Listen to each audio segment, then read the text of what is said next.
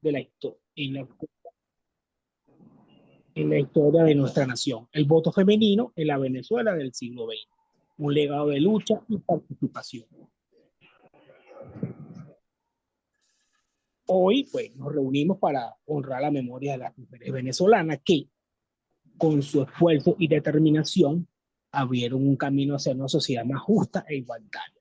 Su lucha por el sufragio no solo fue un acto de valentía política, sino un cimiento sobre el cual se construyó una participación ciudadana más plena y representativa. Comenzaremos con la profesora Esther Movilia, de la Universidad Católica y la Universidad Central de Venezuela, que nos brindará unos apuntes sobre el movimiento feminista occidental y su influencia en Venezuela. Es crucial entender el contexto global y para comprender cómo las ideas y las luchas feministas resonaron y se adaptaron en nuestra propia vida. Luego contaremos con la valiosa intervención del profesor José Gregorio Villegas, investigador particular, que nos introducirá en el interesante tema sobre el voto femenino y la primera edad. Esta ponencia nos permitirá desentrañar aspectos menos conocidos de esta gesta y cómo figuras clave desempeñaron un rol determinante. Finalmente, el profesor Luis Castillo, de la Universidad Católica Andrés Bello y la Universidad Experimental Libertador Instituto Pedagógico de Caracas, nos hablará sobre las mujeres venezolanas y la épica del voto a través del correo cívico femenino, descubriendo cómo la organización fue fundamental en la movilización y articulación de las voces femeninas para lograr este derecho. Esperamos que esta clase abierta sea un espacio de reflexión, aprendizaje y reconocimiento que nos inspire a seguir valorando y defender los logros alcanzados y a continuar construyendo una Venezuela donde la participación y los derechos sean para todos, para todas. Bueno, disculpen las palabras acá, ¿no? Sin más preámbulo, pues, también quiero recordar que cada ponente tendrá una exposición de 10 minutos. Comenzaremos con la profesora Esther Movilia. Ya vamos para un momentico, buscando acá. Ajá. Aquí se me dispersó la cuestión. Disculpe. Profesor, ¿usted va a tener presentación? No. Ok, bueno, voy a tratar de salir de acá y voy a presentarla brevemente. Ok. Ok, sí. La profesora Esther Movilia viene ya hizo un breve comentario sobre el apunte sobre el movimiento feminista occidental y su influencia en Venezuela. La profesora Movilia es historiadora y profesora de la Universidad Central de Venezuela y la Universidad Católica Andrés Bello. Doctora en Historia, tiene una maestría en Historia de América por la Universidad Católica Andrés Bello. Actualmente ejerce el cargo de directora de la Escuela de Estudios Internacionales de la Facultad de Ciencias Económicas y Sociales de la Universidad Central de Venezuela. En el año 2021 resultó ganadora del Premio Rafael María Barán por una investigación llamada Una mitra para el Estado. La personalidad histórica del arzobispo Silvestre Guevara Lira. Es autor de varios trabajos en el área de historia y las relaciones internacionales. Profesora, tiene 10 minutos de exposición. Muchísimas gracias, profesor Guía. De verdad es un placer estar con ustedes para mí en la tarde de hoy. Y bueno, brevemente vamos a revisar algunos aspectos puntuales acerca de lo que implica en términos del contexto global el desarrollo del movimiento feminista y cómo esto se vincula en buena medida con el sufragio femenino en Venezuela. Básicamente, cuando hablamos del movimiento feminista y cuando hablamos del rol de las mujeres en la historia, digamos que es una línea que cobra cada día mucho más fuerza, que tiene que ver con los estudios de género y de manera más precisa el papel, ¿no? El protagonismo que tuvieron las mujeres. Básicamente, conocer acerca del movimiento feminista es vincularse con los grandes procesos atlánticos que tienen lugar a lo largo de los siglos, a lo largo de las décadas. Comprender el feminismo, uno de los primeros pasos para desarrollar este proceso, nos remonta básicamente a lo que es el desarrollo de la Revolución Francesa. Así como en 1879, el 26 de agosto, se promulga la Declaración de los Derechos del Hombre y del Ciudadano, también las mujeres, de una u otra forma, a propósito de los cambios estructurales que están teniendo lugar en Francia, también se abocaron o procuraron en buena medida el reconocimiento de sus derechos. derechos. Entonces, esto es un punto interesante para comprender efectivamente hasta dónde debemos llegar o cuál ha sido la trayectoria a lo largo del tiempo. Junto con ello, sin duda, un aspecto significativo a tomar en cuenta es que a lo largo de todo el siglo XIX, cuando observamos el movimiento feminista en Europa, podemos vincularlo, así como con la Revolución Francesa, con el desarrollo también de las reformas liberales que tuvieron lugar en Europa en el contexto de las revoluciones de la década de los 20, en las revoluciones de la década de los 30, incluso en la revolución de 1848.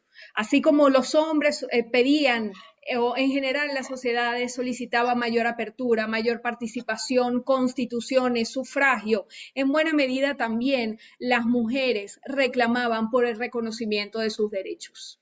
En este contexto no podemos dejar de lado, por ejemplo, el movimiento o el rol de Floria Tristan, escritora francesa, que plantea ya desde la primera década del siglo XIX, pues cuáles serían las bases de ese nuevo rol de la mujer. Por supuesto, vinculado en alguna medida desde el punto de vista ideológico con el socialismo, o incluso el caso de la escritora británica Mary Wollstonecraft, la mamá de Mary Shelley, la autora de Frankenstein, o incluso cuando uno lee textos de literatura clásica británica como Orgullo y Prejuicio o Sensatez y Sentimientos. En general, ahí hay una crítica a lo que es la sociedad del momento y una crítica ante la falta de los derechos de las mujeres. Considerando esto y pasando, digamos, al otro lado del Atlántico, sin duda que también en el caso de Estados Unidos es significativo todo lo que implicó el movimiento feminista, más o menos desde 1848 en adelante, y esto no es de gratis. Si recordamos, en Europa las revoluciones del 48 tuvieron un papel importante. En el caso de Francia, el reconocimiento del sufragio masculino, la fundación de la República, por supuesto, y en el caso de Europa una apertura paulatina, sobre todo en los estados en donde había todavía regímenes absolutistas. Pues, ¿qué pasa en Estados Unidos? Es a partir de la Convención de Seneca Falls en ese año 1848 que ya las mujeres comienzan a plantear una lucha en pro del reconocimiento de sus derechos como ciudadanas. Esto es un aspecto muy significativo porque va de la mano en las décadas sucesivas con en buena medida un movimiento paralelo a lo que es el reconocimiento de los derechos de las minorías afrodescendientes o afroamericanas, sobre todo después de la culminación de la Guerra de Secesión, y que a principios del siglo XX, y esto es muy interesante, se vincula efectivamente con lo que llamamos la Sociedad Estadounidense de la Templanza, es decir, un movimiento a favor de la moderación del consumo de alcohol. Esto es una iniciativa que llevan adelante las mujeres y que resulta muy importante a la hora del reconocimiento de sus derechos, porque incluso la violencia doméstica era un aspecto importante que se debía reconocer. No quiero dejar de lado, sin duda, el desarrollo de las dos guerras mundiales, y empezamos por, sin duda, la primera, ¿no? Desde 1914 a 1919. El papel que tienen las mujeres en el contexto de la guerra es muy representativo. Ellas, en alguna medida, contribuyen o fungen como aliadas a lo que es el proceso productivo y a lo que implica las luchas en el campo de batalla, incluso a título personal, incluso supliendo a sus maridos en sus puestos de trabajo. Las mujeres tienen un papel representativo en ese proceso productivo, en lo que implica el mantenimiento de la producción de diversos bienes y servicios mientras tienen lugar los combates. Pero sin duda que no es la guerra, sino la dinámica posterior a la guerra, en buena medida en Europa, la que le da un espaldarazo al movimiento a favor del sufragio femenino. Es decir, una vez que culmina la guerra y ya en las últimas etapas de este conflicto, nosotros vamos a ver de una forma mucho más evidente cómo las mujeres se van a organizar, empezando por Reino Unido, con el propósito de que se les reconozca sus derechos ciudadanos. Y no es de gratis, efectivamente, entonces, que en este estado, en el año 1918, se lleve adelante la reforma que va a permitir a las mujeres votar. No será la primera reforma, recordemos que el primer estado en garantizar el sufragio femenino es otro estado de la Commonwealth, en este caso Nueva Zelanda, en el año 1893. Pero las transformaciones que tienen lugar en el Reino Unido serán vitales para lo que es el cambio posterior que se va a dar en general en todo el mundo atlántico. Caso de Francia, por supuesto, en el año 1945, después de la Segunda Guerra Mundial. Pero posterior al Reino Unido, Segundo caso interesante a tomar en cuenta es el de Estados Unidos, en donde es efectivamente en el año 1920 que se logra el reconocimiento de los derechos de las mujeres y eventualmente, por supuesto, iniciará el proceso de ejercicio del voto. En el caso de América Latina, tenemos no podemos dejar de lado Uruguay con su modificación de la ley en el año 1932 y el ejercicio del voto femenino a partir del año 1938. Por supuesto que a lo largo de la década de los años 30, este derecho paulatinamente se irá ampliando y se irá reforzando desde el punto de vista de ejercicio y, por supuesto, lo que se establece en cuanto a las bases legales. En este contexto, por supuesto, hay un Estado que no podemos dejar de lado. Mientras Occidente abre las puertas para el ejercicio del voto femenino, quiero recordar el caso de Reino Unido, el caso de Estados Unidos, por supuesto, sin duda hay un Estado que funge como referencia para todo lo que es ese proceso de cambios y transformaciones sociales que están teniendo lugar en el mundo, y me refiero básicamente a la Unión Soviética, que a diferencia de la dinámica, y esto es en buena medida una plataforma de proyección política también, las mujeres alcanzaban, si no tenían la paridad de derechos con respecto a los hombres, pues estaban sin duda muy cerca. Y en el sentido del sufragio femenino, pues sin duda que el mundo soviético iba unos cuantos pasos adelante. Voy cerrando ya porque me quedan más o menos unos 2 minutos y quisiera básicamente hacer una reflexión. El sufragio femenino es una de las tantas luchas que llevan adelante las mujeres a lo largo de los siglos XVIII, XIX, XX y XXI. Es un primer logro. En el marco de lo que es el estudio del movimiento feminista estaría enmarcado en esa primera ola en donde se les reconocen los derechos ciudadanos a las mujeres. Sin embargo, a lo largo de las décadas, específicamente desde el año 40 en adelante, la lucha es otra. Ya ha logrado el sufragio, el reto de las mujeres en las décadas sucesivas, en buena medida hasta hoy, es mucho más amplio y mucho más complejo.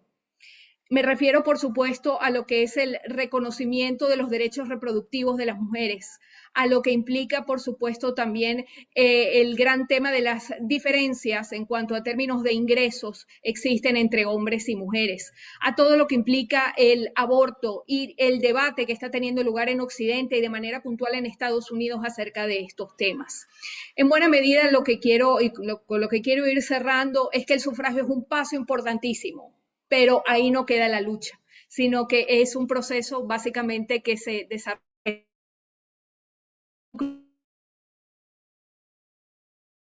Bien, muchísimas gracias y cedo la palabra al profesor Guía. Muchísimas gracias, profesora. Acabo de acá de tener un pequeño percance con el internet donde estoy. Estoy acá en Montalbán con fibra óptica y se me desconectó la laptop. Tuve que utilizando los datos del teléfono. Y sí, muy bien, excelente, profesora. Usted hace un paseo, el tiempo limita mucho, se ajustó al tiempo requerido.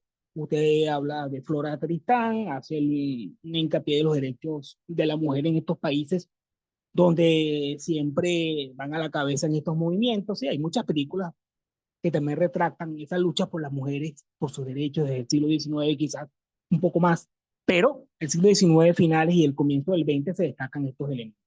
Muy bien, profesora, en eso vamos a hacer un pequeño, no sé si finalmente cuando los ponentes hagan sus exposiciones, se habrá el compás de preguntas y respuestas, pero vamos a darle el paso al profesor José Villegas, que nos viene a hablar sobre profesor José Villegas. Es un investigador particular, también tiene destacadas investigaciones sobre el movimiento feminista, el voto femenino y la primera dama. José Villegas es natural del estado Mérida, estudió bachillerato en un liceo muy famoso del estado Táchira, pertenece a una promoción, bueno, él acaba acá en su promoción del año 85, es abogado por la Universidad de los Andes en Mérida en 1992, también es especialista en ciencia de delitos y derechos humanos, tiene un diplomado en gobernabilidad y gerencia pública,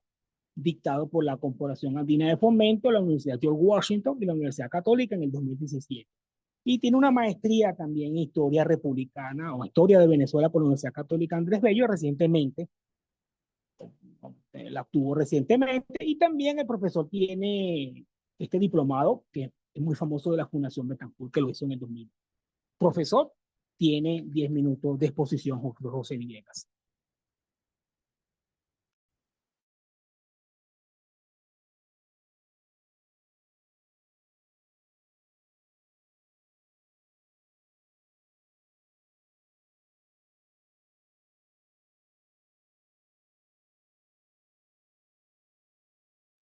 Profesor Villegas.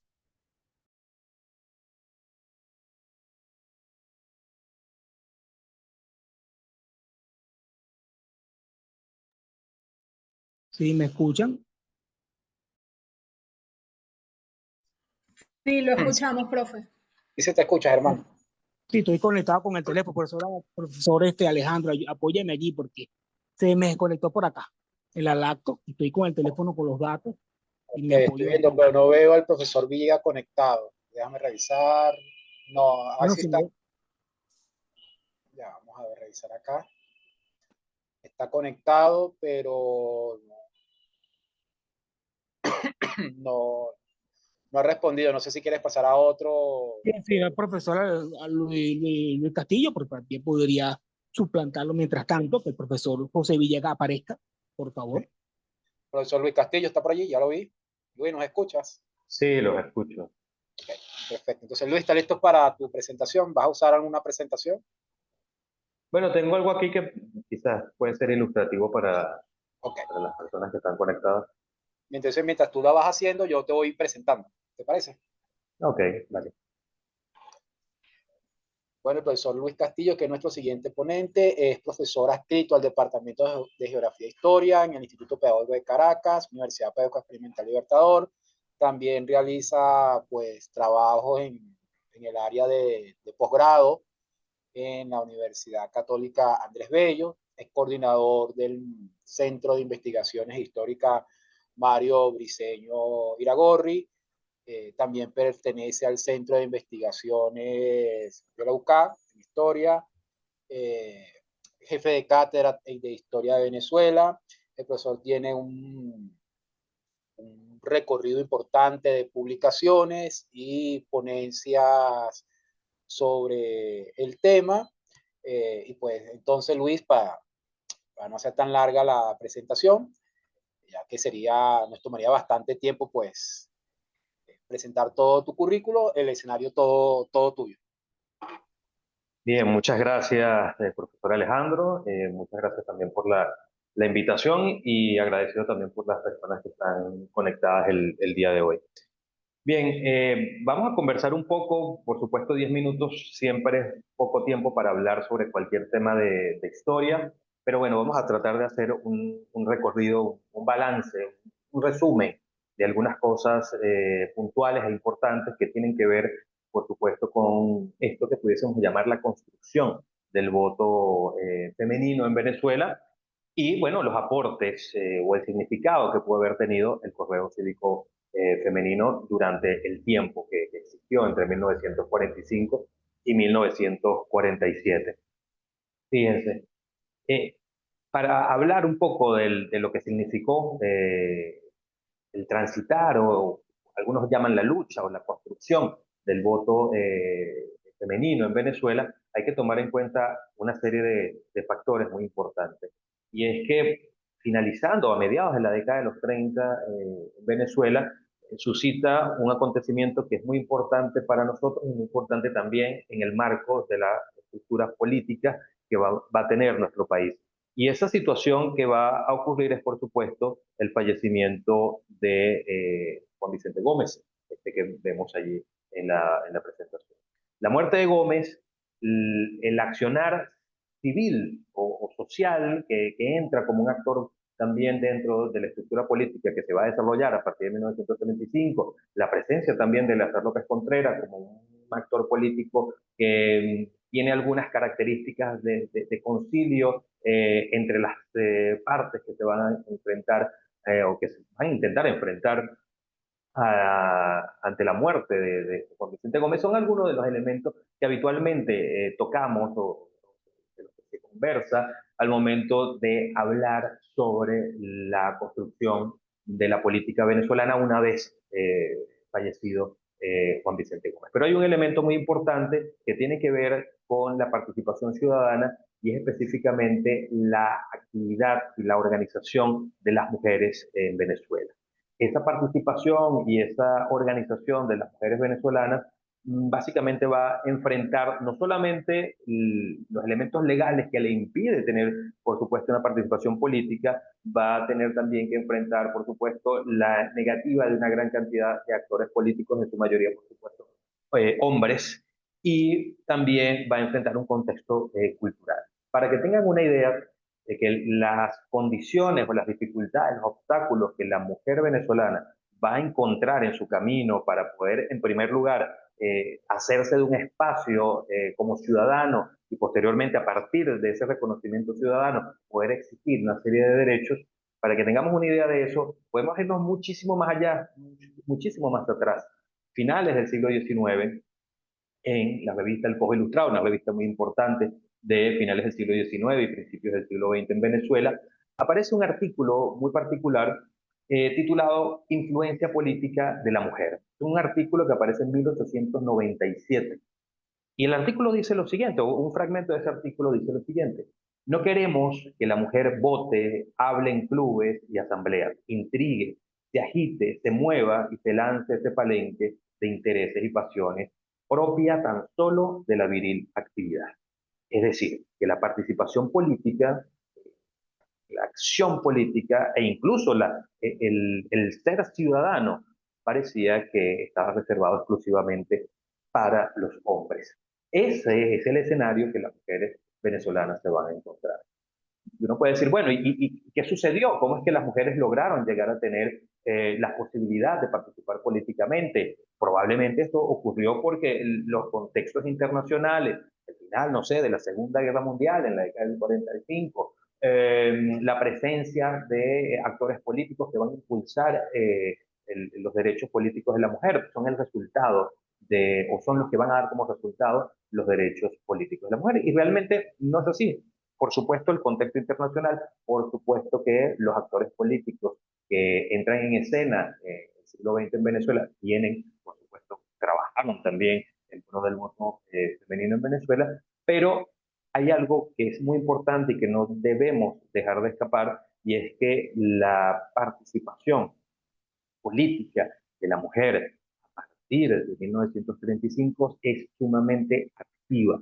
Es decir, que el resultado que la mujer participara y pudiese elegir a un candidato electoral en las elecciones de 1947, elecciones que termina ganando Rómulo Gallegos, y elección donde por primera vez la mujer participa en una elección en Venezuela, que eso ocurriese es el resultado del trabajo de la mujer. Es el resultado del trabajo de la mujer. El movimiento femenino en Venezuela se inaugura, por decirlo de alguna manera, probablemente las reuniones se vienen dando muchísimo antes de este suceso, pero una vez fallecido Juan Vicente Gómez, el 17 de diciembre de 1935, ocurre un evento muy interesante, y es que un grupo de mujeres redacta una carta y se la entrega al presidente Eleazar López Contreras en el 30 de diciembre de 1935, pocos días después de la muerte de Juan Vicente Gómez. ¿Qué quiere decir esto? ¿Y qué decía esa carta? Primero quiere decir que las mujeres venían organizándose.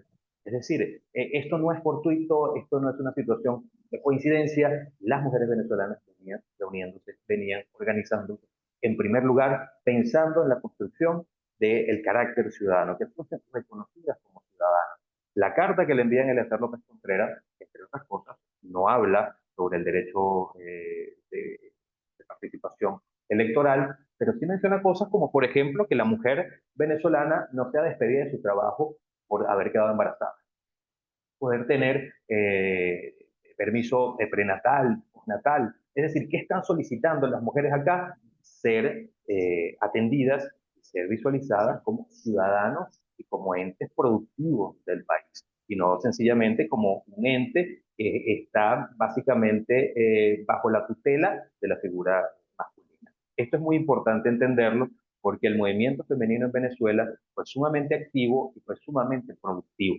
Uno de los elementos que caracterizó el movimiento femenino en Venezuela fue, por supuesto, su organización y también su esfuerzo constante y el crecimiento también del movimiento, porque inicialmente comienza como un movimiento de formación cultural, inicia también como un movimiento que busca incluso gestar espacios de mayor seguridad para los niños, porque en esa carta de 1935 también solicitan asistencia de salud para los niños, leche, entre otras cosas, espacios para el cuidado diario, entre otros elementos. Cuando llega el año de 1945, esos movimientos ya habían tomado un músculo suficientemente robusto para tomar, digamos, una segunda etapa, una segunda fase del movimiento. Y es cuando surge un movimiento conocido, una organización bautizada como Acción Femenina. Acción Femenina tiene una gran importancia porque es quien va a permitir la fundación del Correo Cívico Femenino. ¿Y qué es el Correo Cívico Femenino? No es más que un pequeño periódico, y decimos pequeño no por minimizar el esfuerzo, sino por sus características, ¿no? Una publicación que aparece con su primer número el 1 de agosto de 1945. Y los elementos, los objetivos que van a direccionar este correo, esta publicación, los tenemos allí en el encartado de su primera edición: sufragio pleno, educación cívica, mejoramiento social y legal de la mujer y del niño. Esos son los elementos que van a guiar el correo cívico femenino. Es probablemente, además de los movimientos y las organizaciones que se fundaron, este recurso, esta publicación, es probablemente uno de los elementos más distintivos, más importantes que tuvo la consecución o que tuvo el proceso para obtener los derechos políticos y el derecho al sufragio en Venezuela, principalmente por las dificultades que tienen. Es una publicación que alcanzó casi que una cifra importante de 81.000 ejemplares, que parece poco en la actualidad, pero que en aquel momento, con todas las dificultades que tuvieron, es impresionante realmente. Es una revista que permitió también tener el contacto directo con la situación de los movimientos sufragistas en los distintos lugares de Latinoamérica. Al mismo tiempo es la ventana para escuchar también a la mujer del interior del país, y por supuesto se transformó en un motor pedagógico.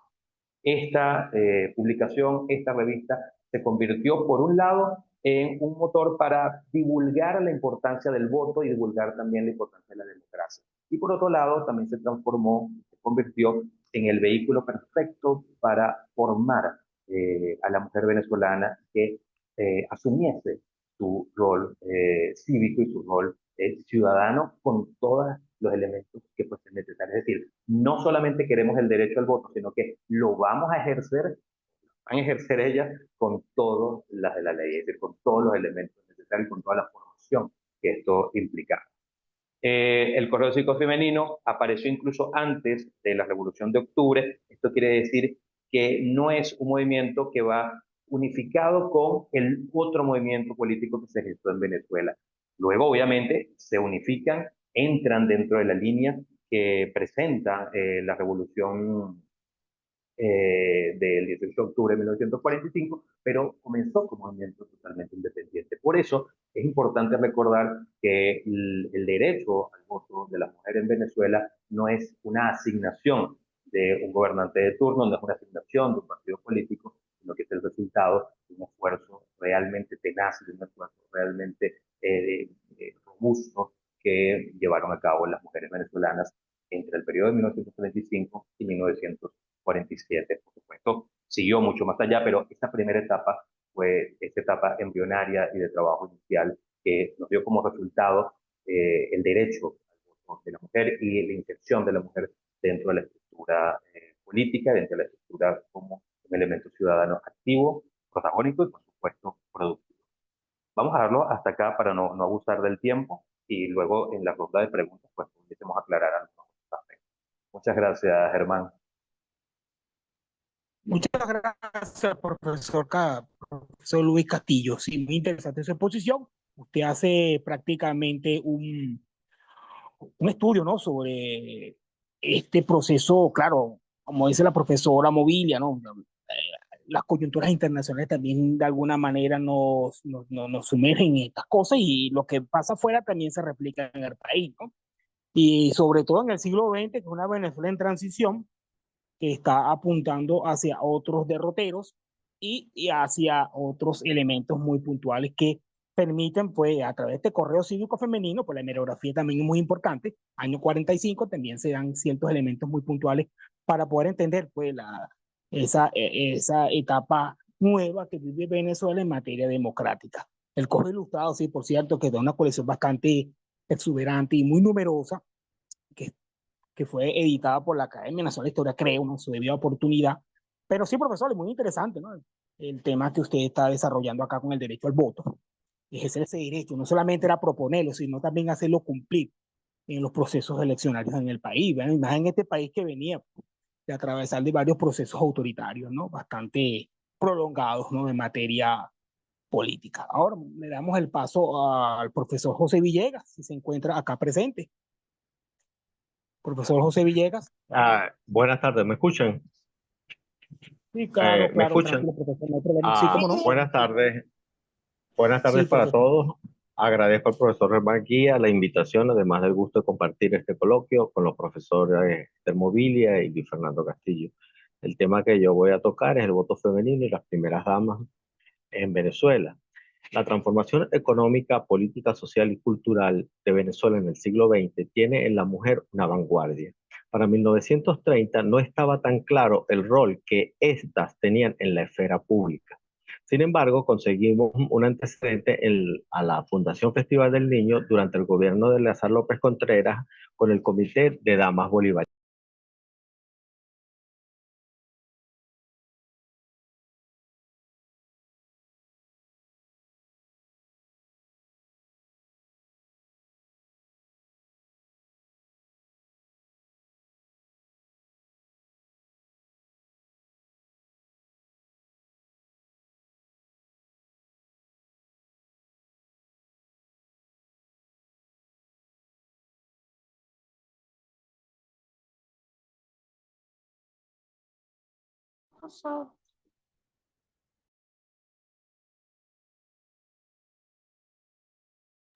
¿Se me escucha? ¿No me están oyendo?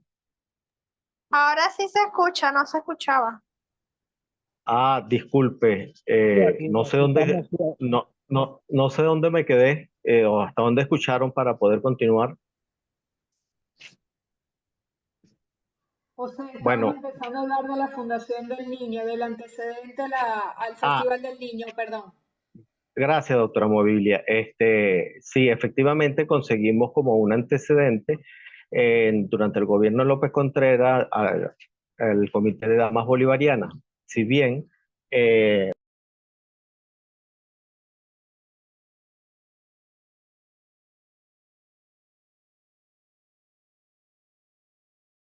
Y al parecer el problema es la conectividad, colegas y participantes de este espacio.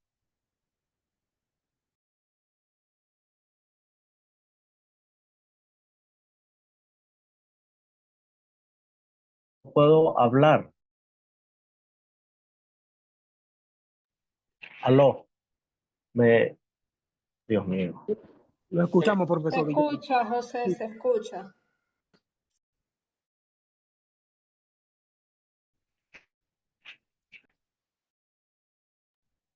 Bueno, en 1945 con Isaías Medina Angarita se obtiene el voto a nivel municipal, pero esto no es conforme con las mujeres, ¿verdad? Y salen 12 candidatas a constitucionalistas, que son 10 por Acción Democrática,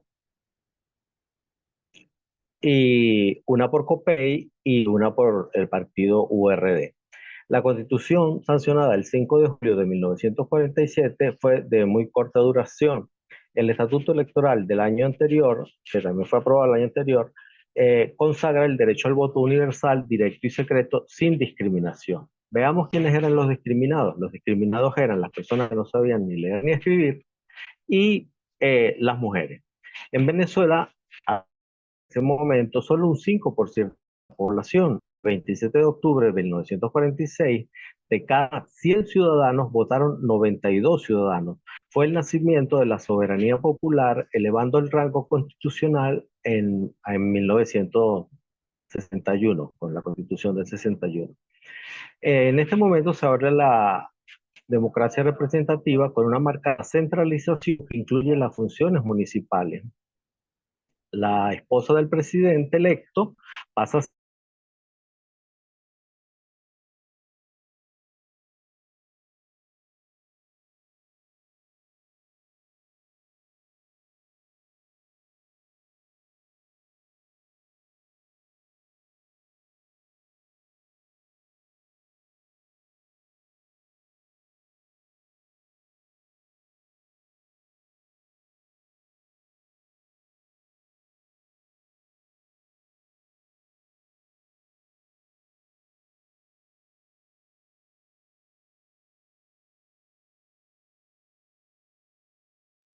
No se escucha nada de nuevo.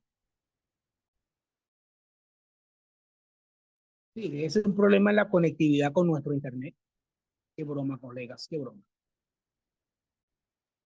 Sí, el problema del profe, lo máximo que podemos hacer es que él salga y vuelva a entrar a ver si se soluciona o si es un problema realmente de conexión, de velocidad de internet.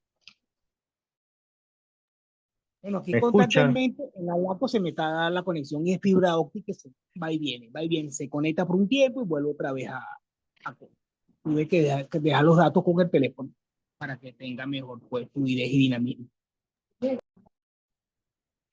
¿Me escuchan en este momento? Sí, te escucho, José. Sí, profe. Bueno, creo que es una pena porque realmente todo lo que he dicho no sé ni siquiera dónde llegué. Estaba definiendo que la primera dama es una institución político-social regida legalmente por la ley de la Fundación Festival del Niño, que tiene un tiempo de duración definido y que produce expectativas y es aceptada por la población. La misma primera dama trabaja para obtener parte del financiamiento de, de los fondos con los que va a ejecutar sus funciones.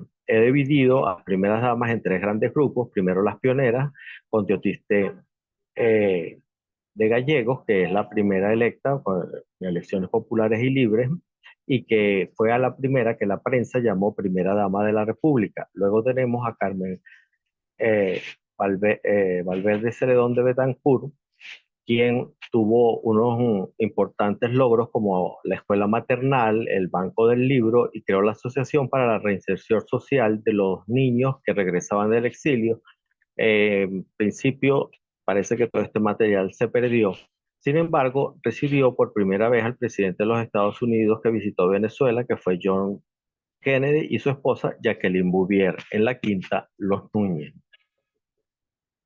Luego tenemos a Carmen América de Leoni, conocida como Menca, quien inaugura la casona y crea la Fundación Festival del Niño y con ello se legaliza o se objetiviza a la primera dama venezolana. Y también fue una gran promotora de la familia y realizó los matrimonios comunitarios en el Parque Los Próceres. El siguiente periodo corresponde a Alicia Pietri de Caldera, quien amplía las actividades de una semana en diciembre, que era que se celebraba las actividades para los niños, a 365 días del año. Establece también las normas de cuáles son las normas que van a regir a la primera dama para que no coliden con las funciones de los ministerios y de los institutos del Estado. Crea los planes vacacionales, el programa infantil televisivo Sopo 200 y al dejar el poder fuera de todo esta influencia que puede dar estar ser la esposa del presidente de la República, funda la Fundación Museo de los Niños. La segundo grupo de mujeres, como primeras damas que presento, es dejaron el hogar y recorren el país con sus esposos porque ellas ingresan a la política. Esto coincide con que tienen asesores estadounidenses y alemanes a la campaña electoral. Sale electo Carlos Andrés Pérez teniendo a su esposa Blanca Rodríguez de Pérez. Ella implanta los hogares de cuidado diario, el vaso de leche escolar, el cambio del nombre de la Fundación Festival del Niño a la Fundación del Niño, la creación de Bandecir, de las sillas de ruedas, y la participación en la política exterior, viajando y promocionando el proyecto de la Gran Venezuela. También dio crédito para máquinas de coser, de manera de que la madre pudiera estar cerca de su hijo trabajando en casa. Y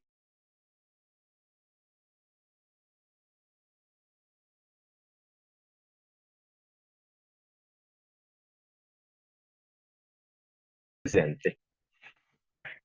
Betty Urbana Herrera Campins no tenía ningún roce con política y le tocó hacer campaña electoral con su marido. Ella creó el Instituto de Previsión Social en encuentros internacionales de las primeras damas del mundo. Creó el sistema de aeroambulancias y compró la sede de la Fundación del Niño, lo cual se produjo un gran escándalo por la compra, el monto del dinero para la compra de este edificio, debilitando la institución presidencial y por supuesto la institución de la primera dama. Es importante señalar que durante este periodo, que fue el gobierno de Herrera Campins, se reforma el Código Civil en 1982, en el que se le reconoce a la mujer igualdad de derechos que al hombre, eliminando una serie de estigmas femeninos que existían. Luego de Betty de Campins, tenemos a Gladys Castillo de Lucinchi, una primera dama que fue fuertemente bloqueada políticos posesionados en Miraflores, y en 1987 el presidente la demanda por el divorcio, creándose un fuerte problema casi que novelesco, y la iglesia intervino diciéndole al presidente que si se divorciaba debía dejar la presidencia de la República. Los siguientes 10 años corresponden nuevamente a Carlos Andrés Pérez, y Blanquita de Pérez reactiva los hogares diario, mantiene Bandecir y crea una nueva fundación contra la epilepsia y afronta los ataques a la casona el 4 de febrero de 1992. Como ellos salen por un proceso judicial que tienen, y su esposa, Ligia Betancourt, que será la primera dama, que solo fue por 9 meses y su papel se limitó a ser acompañante en actos protocolares. Finalmente, regresa Rafael Caldera con Alicia Pietri de Caldera y traen una nueva programación. En este momento hermosean la ciudad con un cariño para mi ciudad. Ponen la Esfera Caracas, los maratonistas de Jorge Blanco en la Cota 1000, arreglan, que estaba muy deteriorada, los cerritos que bajando hacia La Guaira, con reingeniería adaptó la descentralización a la Fundación del Niño y implementó las campañas Camina con buen pie y vamos a leer un cuento, que invitaba a los niños a trabajar con esfuerzo y motivación. Se realiza la restauración de la colección pictórica permanente de la casona y es la primera en promover la ecología. Podemos concluir que el voto universal, directo y secreto es indispensable para que muchas gracias. Muchas gracias, profesor Villegas. Se ajustó al tiempo, ¿no? Y también estamos muy a la expectativa con los cambios bruscos en la conectividad, ¿no? Yo también lo estoy padeciendo, a pesar de estar conectado con una fibra óptica. Bueno, sí, profesor, usted hace un tema bastante interesante de las primeras damas, ¿no? Ahora tienen otros nombres en la actualidad, ¿no? Es importante, correcto. Sin ánimos de mencionar a nadie acá, ¿no? Pero sí, profesor, las primeras damas son bastante interesantes estos estudios donde reflejan. Por cierto, yo estoy dando una materia ahorita de maestría en el posgrado reciente el Instituto Pedagógico Ciso Martínez, Historia Contemporánea de Venezuela 2, y estamos tocando ahorita la socialdemocracia, ¿no? Específicamente los 40 años, ¿no? de estudios, que es un estudio bastante interesante y que ha sido poco estudiado en el país, ¿no? Sobre todo los primeros 15 a 20 años. Sí, profesor, interesante su exposición, ¿no? Que hace estos, estas primeras damas, por cierto, la esposa de Caldera, por cierto, y la de Herrera Camping también tuvieron una destacada e importante acción por las mujeres. Bueno, yo también quería agradecer a los entes patrocinantes como la Universidad Simón Bolívar, el Centro Mario Briceño Iragorri, el Departamento de Geografía e Historia del Instituto Pedagógico de Caracas, a la Maestría en Historia Contemporánea de Venezuela del Instituto Pedagógico de Miranda, José Manuel Ciso Martínez, al Instituto de Investigaciones Económicas y Sociales de FACE, Universidad Central de Venezuela, y una electiva que varios estudiantes están presentes acá, de Hombre y Cultura Sociedad, que se dicta en la sede litoral de la Universidad Simón Bolívar. Y también agradecer, ¿no? Para que no se me vaya a olvidar, a los profesores y colaboradores, en este caso la profesora Marta Armas, Elizabeth Torres, Rosángel Álvarez, Lorena Puerta, Fran Rodríguez del Pedagógico Ciso Martínez, Vanessa Ana Hidalgo, y por ende al profesor Alejandro Rodríguez, que ha sido pues, una pieza muy importante en la divulgación, en la promoción y también en el apoyo logístico para lograr esta actividad. Ahora pasamos a un periodo de preguntas y respuestas. Voy acá a colocar la presentación, digamos, base, para que vayamos un poco entendiendo la cosa. Espero que no tenga ningún problema en presentar y bueno, ahora entramos en esta área. También agradecemos a la profesora Leticia Velázquez, ¿no? Que también nos apoya, mejor dicho, en estas actividades de, de divulgación del quehacer universitario. Ahora abrimos el compás de preguntas y respuestas, pues bien pueden hacerlas a través del chat de la transmisión del Zoom, si alguna pregunta, y vamos a ver si hay algo por ahí. No, no veo ninguna. Muy agradecido a todos. Gracias, profesor Frank. La lista está recorriendo en el chat de la mensajería del chat de la presentación. ¿Alguna pregunta? ¿Alguna? Profesor Luis, bueno, yo le hago una pregunta, profesor Luis. Usted tiene una publicación en torno a su trabajo hecho con las damas estas de bastante interesante, por cierto, esa hemerografía, ¿no? Del correo cívico femenino del año 45.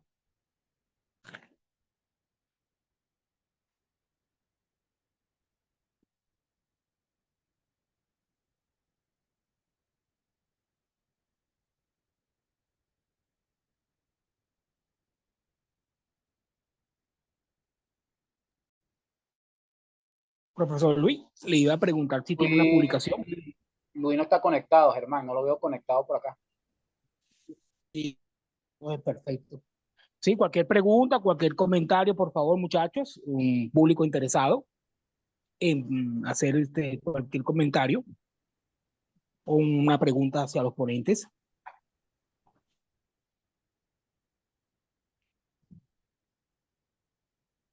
Sí, es un tema que ha sido poco desarrollado, María. Sí, y hay que meterle bastante punta a estos trabajos, ¿no? Que permiten de alguna manera, digamos, pues, conocer, ¿no? A través de publicaciones especializadas y actividades académicas como esta, que permiten reflejar ese quehacer que se hace en las universidades. Ajá, que hay una pregunta. ¿Cuáles fueron los principales obstáculos y barreras sociales que enfrentaron las mujeres venezolanas para obtener el derecho al voto? Pregunta Jensen Ray.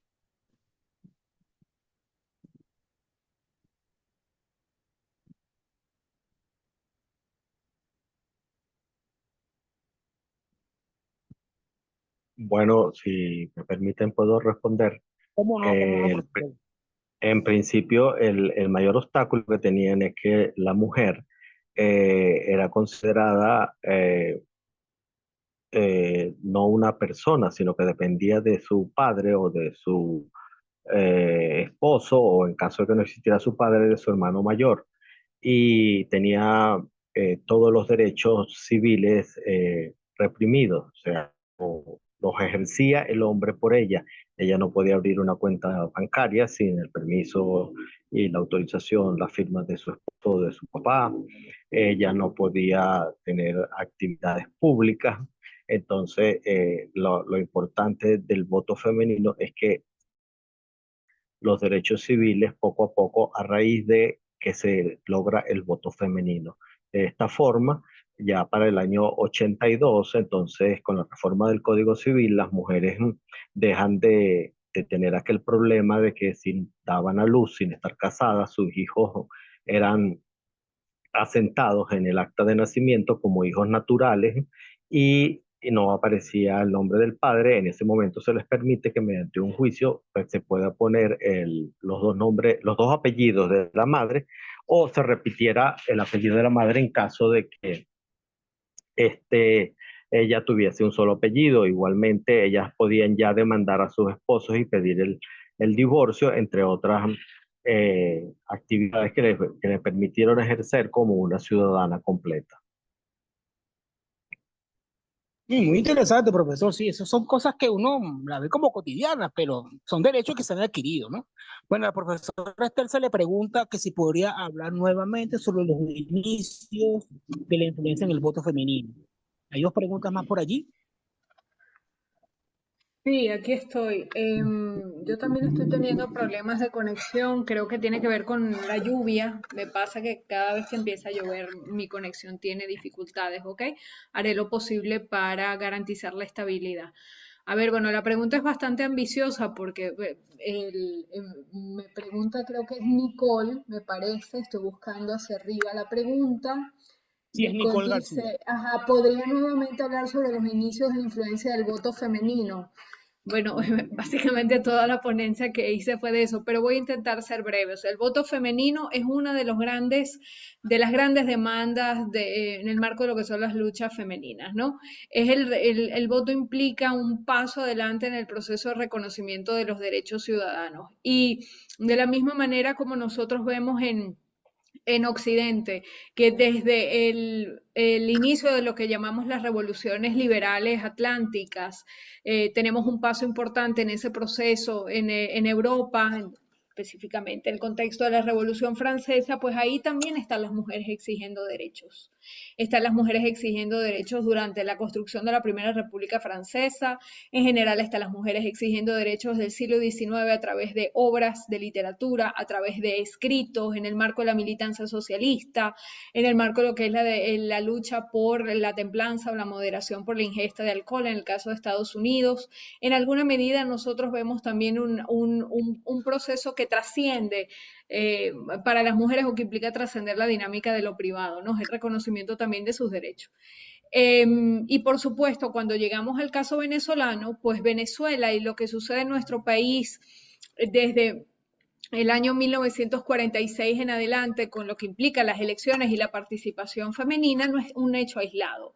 Es en buena medida cuando hacemos la concatenación, como de una u otra forma, aquellos procesos que tienen en el hemisferio, me refiero a América, o que tienen lugar en el Atlántico, repercuten en el caso de nuestro país.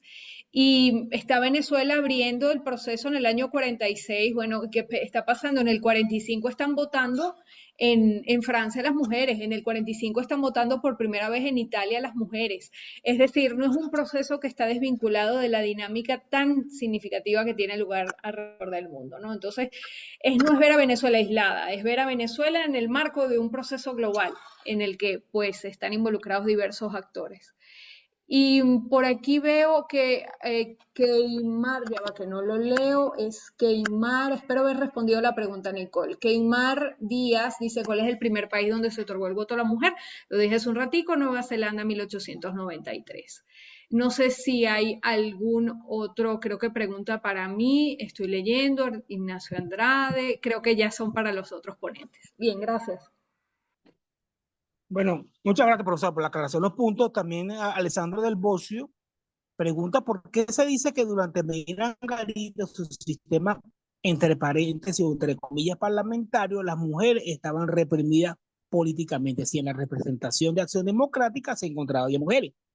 Yo creo que se le tocaría al profesor Luis Castillo.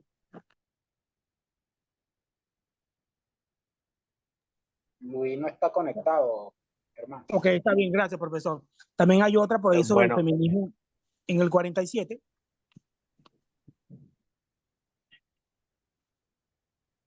si me permite con la pregunta anterior, doctor Guía, Profesor, dele, dele, dele, tranquilo.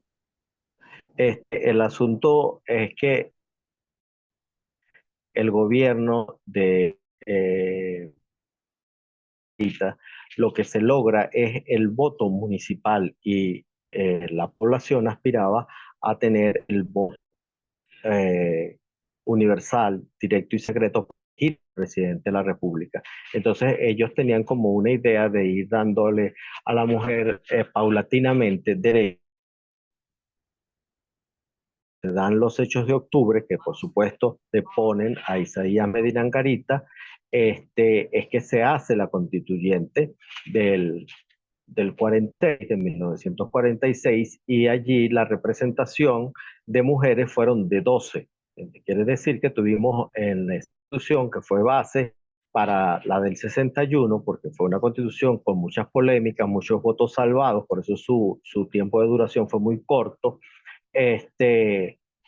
Nos ayuda para la constitución del 61 y ya se establece directamente eh, el derecho al voto universal, directo, secreto, sin ninguna discriminación. Muy bien, profesor. Excelente. Sí, esto es un tema que tiene mucha tela que cortar. Por cierto, el profesor Fran Rodríguez hace un comentario sobre el proceso electoral que se da en el año de 1897, donde se enfrenta el famoso Mocho Hernández, ¿no? Contra Ignacio Andrade. Ahí se dice que hay una posibilidad de implementar el voto femenino, ¿no? Se propuso, quién sabe, que habrá que revisar la documentación pertinente para ese dato, digamos, pues tomarlo como una referencia, ¿no? Pero claro, se podía de alguna manera porque todo lo que estamos viendo, como dice la profesora Esther, viene de afuera y eso nos impacta de alguna manera. Aquí no hay nada aislado y todos estos elementos que se hacen en Venezuela ya tienen cierta efervescencia en otras latitudes. Bueno, aquí hay una pregunta de Nicole García. ¿Cree usted que la situación política actual del país, ese esfuerzo tenga un retroceso? Me refiero al esfuerzo de aquellas mujeres. Pregunta Nicole García.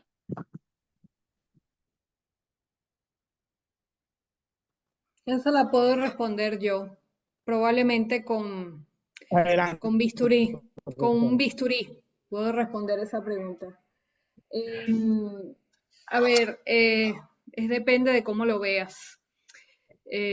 Nicole, yo soy de la idea, y probablemente esto, más allá de un comentario académico, es un comentario personal. Yo soy de la idea que sin duda, a lo largo del paso del tiempo, en la situación que vive Venezuela en la actualidad, las mujeres y la lucha en pos de los derechos de las mujeres, pues tiene vigencia y tiene presencia. Considerando la dinámica actual que vivimos, es un reto la defensa de los derechos, en general, tanto de las mujeres como de la colectividad.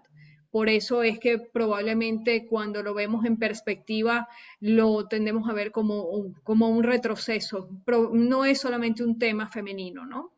Pero el hecho de que desde otro punto de vista nosotros estemos hablando y estemos discutiendo sobre temas que en alguna medida en el pasado se dejaban, no teníamos conciencia de ello. Por un lado, lo que tiene que ver con el reconocimiento laboral de las mujeres, el papel de los derechos reproductivos de las mujeres, incluso el reconocimiento de los derechos de las minorías en nuestro país, ya es un avance importante. En general, las luchas sociales no son procesos que se dan en línea recta y no son procesos que tienen resultados inmediatos.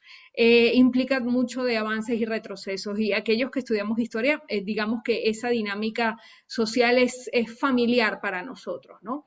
Pero sin duda la dinámica venezolana no es solamente un tema que atañe a las mujeres, es un aspecto generalizado, ¿ok? Creo que sí, creo que no leo más preguntas. Bien, gracias. Bueno, muchas gracias, profesora, por su respuesta. Muy brillante y muy interesante su comentario o su posterior, pues, respuesta. Aquí también Natalia Trejilla, ya estamos cerrando con esto. la profesora Natalia Trejo, que es maestrante de la maestría que les mencioné del Instituto Pedagógico Ciso Martínez, recientemente creada, tiene poco tiempo de edición o digamos de creación. Ella dice, considerando la legislación venezolana en materia de género, ¿cuáles son los principales desafíos pendientes para garantizar la plena igualdad de la mujer ante la ley y, y en su aplicación práctica, especialmente en el contexto socioeconómico actual? Y con esta pregunta cerramos este ciclo o estas actividades.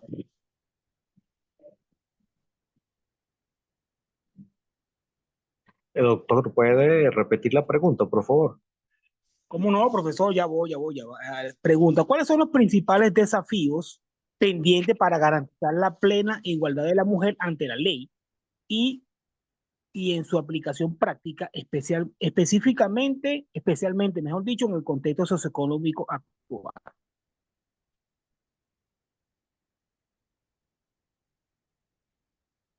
Bueno, teóricamente los hombres y las mujeres ahora tienen los mismos derechos y eso está garantizado de acuerdo al Código Civil de 1982. Sin embargo, sí vemos que hay una diferenciación, sobre todo en sueldo. Algunas personas, este,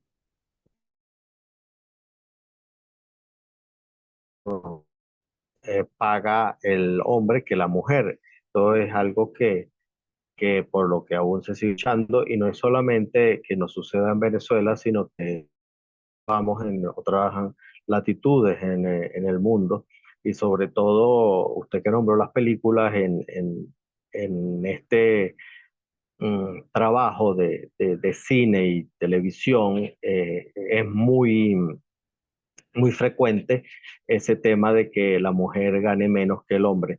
Pero en mi concepto, en lo que yo puedo entender, las mujeres y los hombres tienen los mismos derechos y tienen la posibilidad de acudir ante los órganos jurisdiccionales competentes a reclamar el derecho que le haya sido vulnerado. Bueno, muy bien, profesor. No, si hablando del cine, por ejemplo, Netflix tiene una película sobre una enfermera italiana que viaja a América, a los Estados Unidos. Bastante interesante, la estuve viendo, pero voy a retomarla de nuevo. La película italiana difundida y divulgada por Netflix, por la plataforma de Netflix, sobre esa mujer luchadora, porque buscaban pues, representar a las mujeres y a los migrantes en los Estados Unidos a finales y comienzos del siglo XX.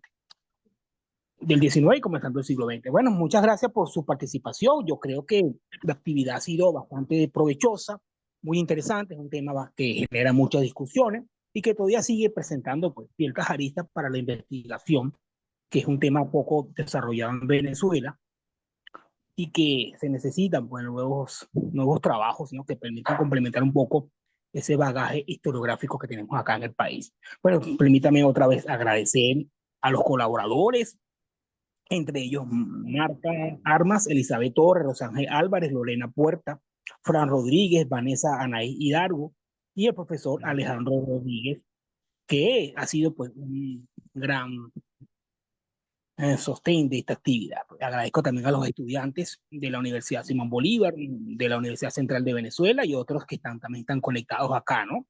Y bueno, esto es un evento que uno hace con mucha dedicación y creo que esto va a estar replicado a través del canal de YouTube de la cuenta la gente de investigación del Instituto Pedagógico de Caracas que dirige el profesor Alejandro Rodríguez. Y ya los certificados, tanto de ponentes y de organizadores, fueron ya elaborados gracias a los buenos oficios del profesor Rodríguez. Muchas gracias por su debida atención y agradezco pues su apoyo a este evento académico. Me despido una vez más, esperando una nueva oportunidad para seguir avanzando por dentro de la divulgación del quehacer universitario venezolano. Muchas gracias y muy agradecido por su participación y su presencia. Hasta luego. Hasta luego, muchas gracias. Hasta luego, gracias a todos. Gracias. Buenas tardes. Muchas gracias a todos, muy agradecido.